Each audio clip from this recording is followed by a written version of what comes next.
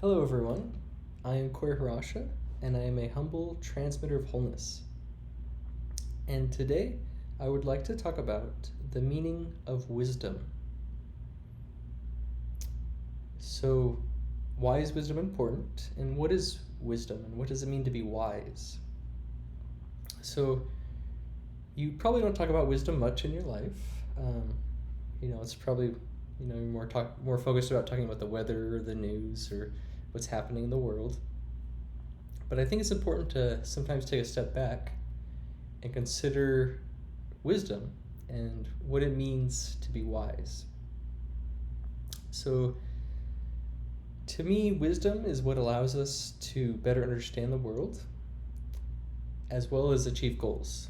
And that's why it's important.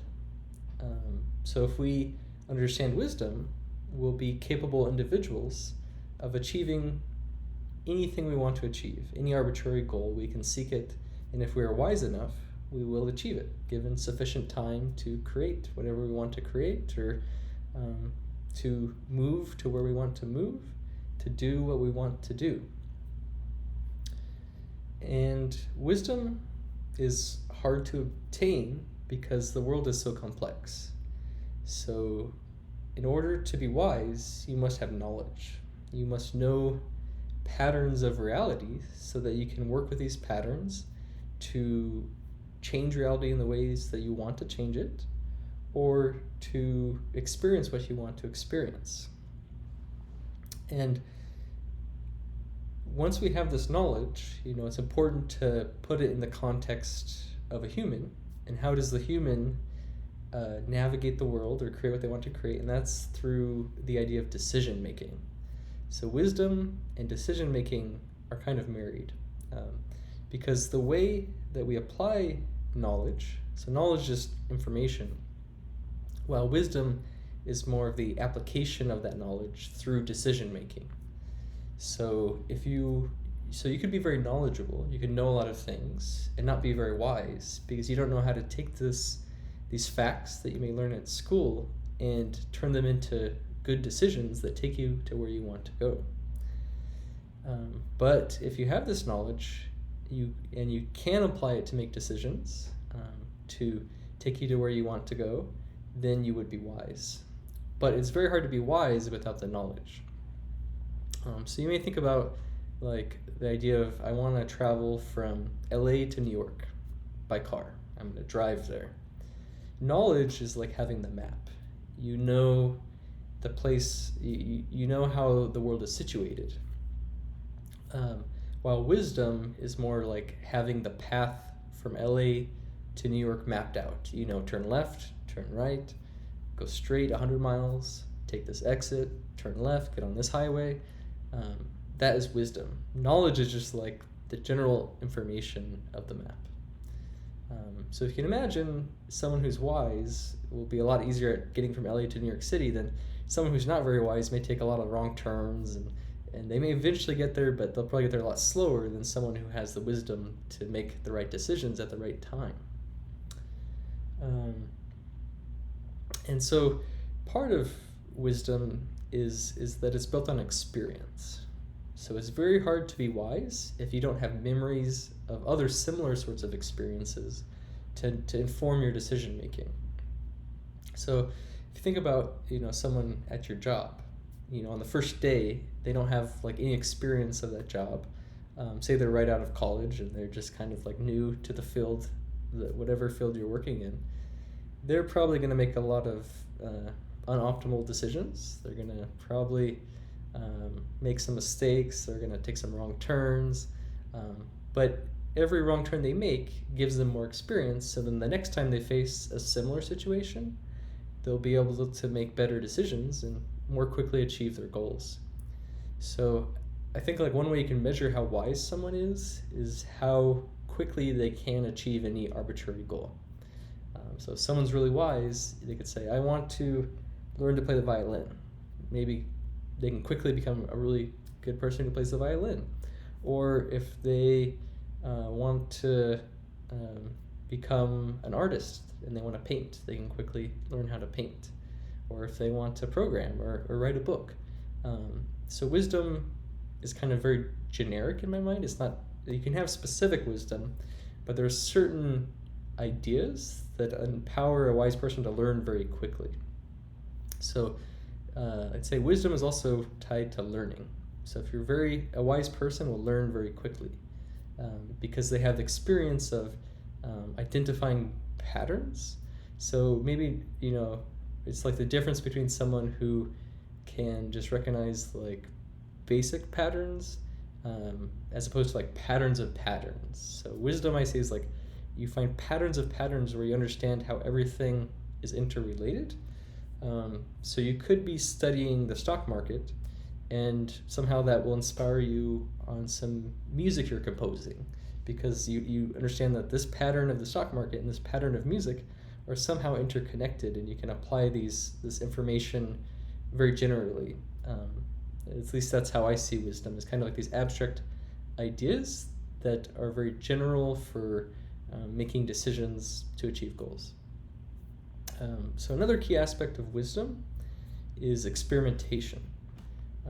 Because the world is so complex and we start out not knowing things, you don't have experience, the way to get that experience and that knowledge is you have to try new things. You have to put yourself in situations you've never been in before and just see what happens. And through this, you'll obtain knowledge and experience that will then empower more effective decision making in the future. But say if someone never tries something new, which is like an experiment, try something new, let's see what happens. They're probably going to be lacking in wisdom because they're kind of like only staying in their comfort zone, and they may know that comfort zone really well, but they're not learning these like patterns of patterns as much. They're just studying a certain niche area of patterns. But if you try a bunch of different things, you can begin to see patterns within patterns within patterns, how it's all interconnected, and get this broader sense of wisdom that lets you go into any situation and be really effective. And so part of this process of experimentation regarding wisdom is the concept of faith, where faith is, in my opinion, like the ability to step into something new, without being afraid of it, but also being willing to believe new things just as an experiment to see what will happen. And through this faith of trying new things, you'll gain more wisdom. Because say someone doesn't have faith in this like trust in like that it's going to be okay to try new things, they're always going to be doing the same thing over and over again, and they're not really learning anything new because they're just doing the same thing over and over again.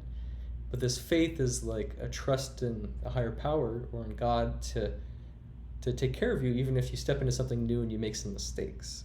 So part of wisdom is making mistakes, because if you're not making mistakes, you're probably not learning. So one of the best ways to obtain wisdom is to be willing or allow mistakes to happen. This doesn't mean just make as many mistakes as possible. It just means try your best, and if you happen to make a mistake, just learn from it. But always keep trying your best. But understand that if you're not making mistakes, you're probably not trying your best or exploring outside your sort of knowledge zone to find these patterns with patterns. And so this sort of ties into another aspect of wisdom, which is I see as humility. So usually someone who's doesn't have much experience, they may think, oh, I know everything. Like I'm an expert at this. Like I got this. I can do this. Like they're really confident that they know this is the truth no matter what. But someone who has more experience sort of can begin to realize that we don't really know that much. Like how can we be that confident about anything just because there's so much unknown out there? So I think part of wisdom is understanding how tiny we are, or how tiny our knowledge is compared to the all knowledge, the infinite knowledge, or everything. Like we're 0.0001% of everything. That it just sort of, when you are wise enough to see that perspective, you realize that I really don't know. All I have is this is what my experience says. Here are the patterns I observed, and here's what I'm learning from. but there's always more to learn. And so a wise person is always learning. They're always willing to be wrong. Because if let's say if you have a false idea, or maybe false is a little too strong, it just is like an inoptimal idea. It's not optimal. It's just is like it works somewhat, but it's not totally accurate to reality, where it could be more optimal. But they think this is it. I know it, and they never can ever grow past that because they're too attached to like a certain idea that they think is the ultimate idea, but they can't grow past it because they're kind of attached to it.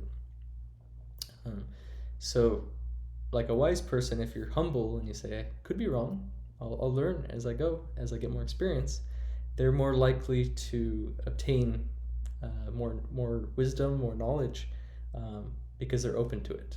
They're open to being wrong, like saying, if I'm wrong, but I'll learn from it, and then they can take that next step.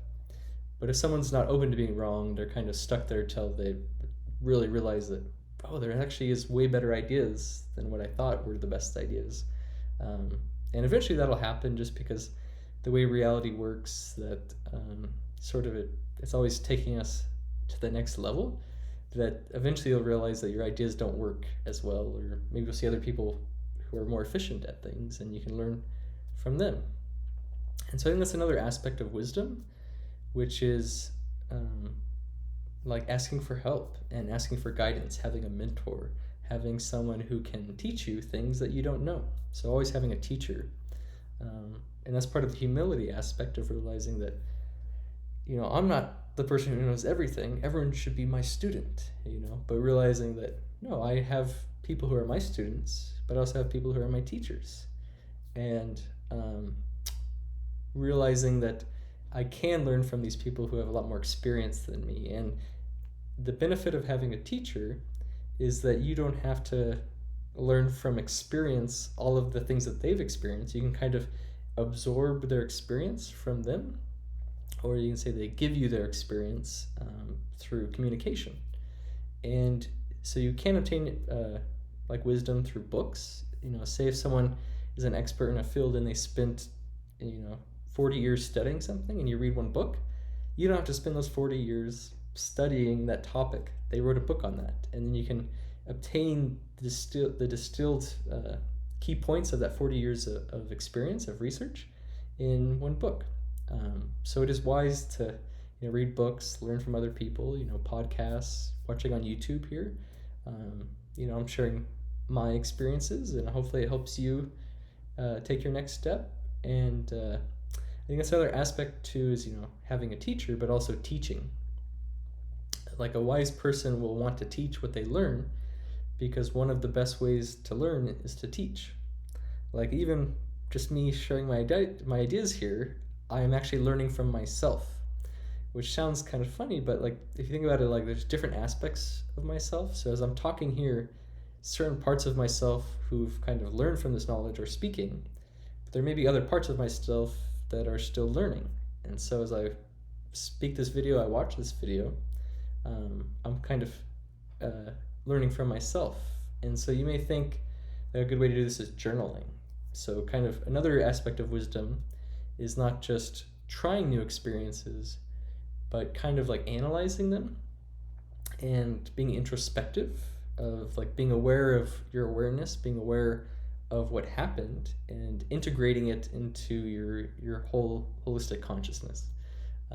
So you, like through journaling, through meditating, contemplating, through prayer, you can these can all be tools for like analyzing your life, and self-reflecting, and sort of taking the knowledge or the experience and turning it into something that you can use in the future to make decisions.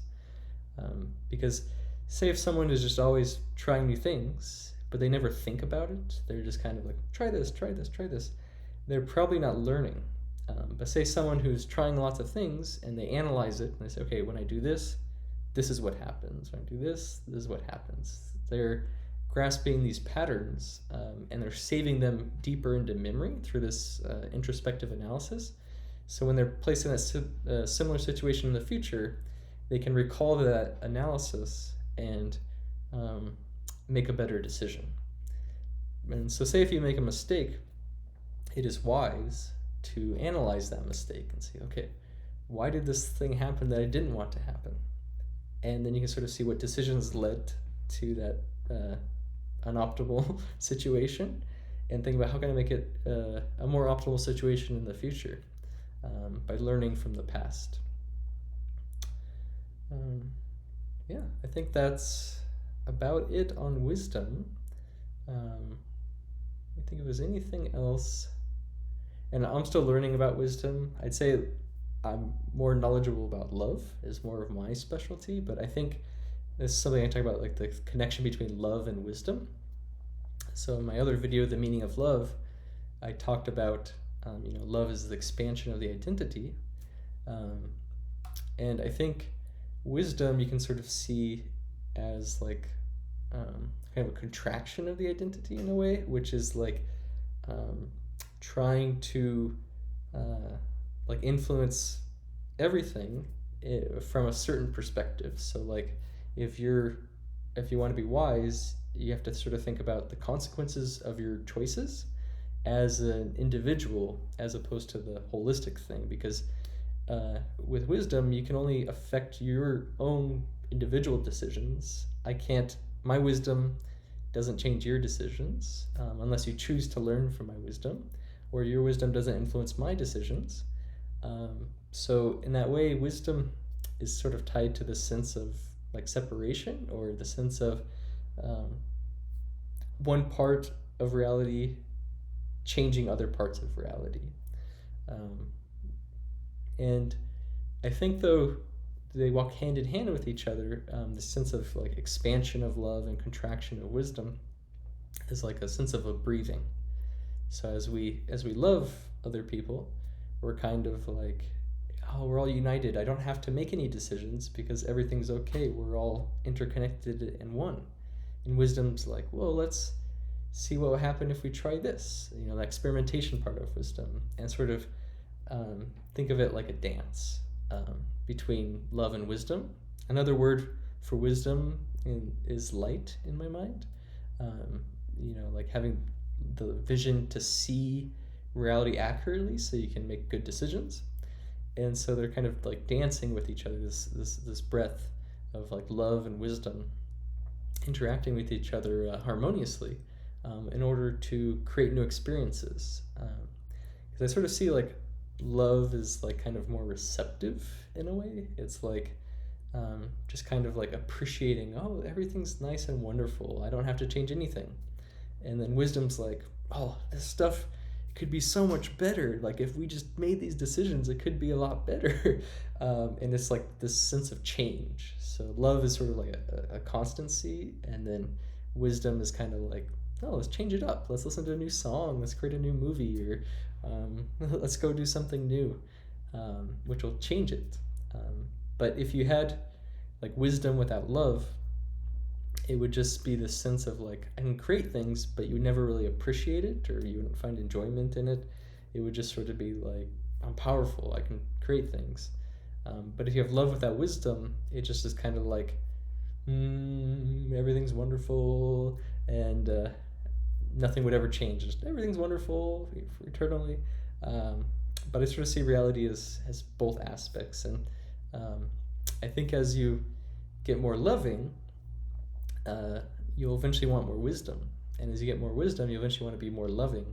And then there is a balance between the two that is optimal for sustaining reality in an interesting way that's always changing in a fun way. But this is a very deep ideas of very metaphysical concepts. But I think if you understand this harmony between love and wisdom, it will empower your own life to be, you want to be as loving as possible, but as wise as possible. And sometimes there is a trade-off there to think about. So all right, yeah, thanks for listening. I want you always to know that you're loved, and I bid you farewell.